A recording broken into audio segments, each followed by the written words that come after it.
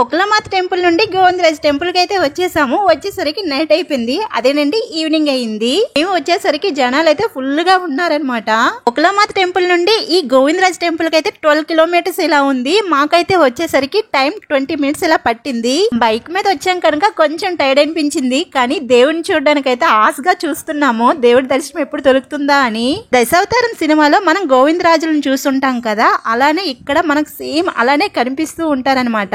వెంకటేశ్వర స్వామి గోవిందరాజుల స్వామి రెండు విష్ణు స్వరూపాలు, రెండు ఒక్కటే. కానీ మనం వెంకటేశ్వర స్వామిని అన్నగా పిలుస్తూ ఉంటాము. గోవిందరాజుల స్వామిని మనకి ఎలా దర్శనమిస్తారు, తల కింద చేయి పెట్టుకుంటూ విశ్రాంతి తీసుకున్నట్టు కనిపిస్తూ ఉంటారు కదా. ఎందుకు అలా ఉంటారు అంటే, వెంకటేశ్వర స్వామి పెళ్లికి ఏమంటే కుబేరు దగ్గర అప్పులు తీసుకున్నారు కదా, ఆ అప్పులన్నింటినీ లెక్కించి ఇంకా కొండ మీదకి వెళ్ళలేదంట. కాసింత అలిసిపోయానని తల కింద చేయి పెట్టుకుని విశ్రాంతి తీసుకుంటూ ఉంటారు. అందుకే ఆ స్వామి అంటే మనకు దర్శనం ఎలా ఇస్తారు, పడుకున్నట్టయినా విశ్రాంతి తీసుకున్నట్టయినా కనిపిస్తూ ఉంటారు కదా. ఈ గోవిందరాజ స్వామి దర్శనం అయితే ప్రశాంతంగా జరిగింది, చాలా బాగుంది. ఫోన్స్ అయితే ఇక్కడ నాట్ అలౌడ్ అనమాట. మనం ఫోన్స్ ని లాకర్ లో పెట్టుకోవాలి. మనం గానీ ఫోన్స్ లాకర్ లో పెట్టుకొని వెళ్ళిపోయాం అనుకోండి, వాళ్ళు చెక్ చేసేటప్పుడు మళ్ళీ బ్యాక్ వచ్చి మళ్ళీ వెనక్కి అయిపోతారు. సో ముందుగానే వెళ్ళేటప్పుడే ఫోన్స్ ని లాకర్ లో పెట్టేయండి. ఈ వీడియో నచ్చితే లైక్ చేసి మన ఛానల్ సబ్స్క్రైబ్ చేసుకోండి. ఓం నమో వెంకటేశాయ.